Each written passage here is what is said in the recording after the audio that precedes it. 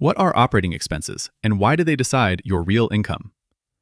Operating expenses, or OPEX, are the day-to-day costs of running a property. Think property taxes, insurance, maintenance, utilities, and management.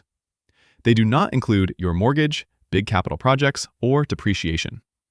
Operating expenses are what you subtract to get net operating income.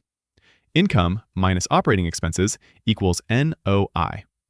So every dollar of expense is a dollar off your bottom line. Here's the good news for triple net investors. In a triple net lease, the tenant pays most of these expenses directly.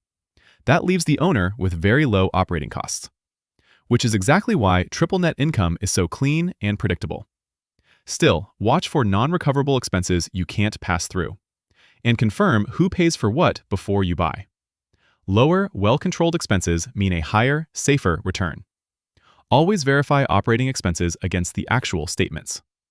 This is educational, not investment advice. Always confirm the numbers with a qualified professional.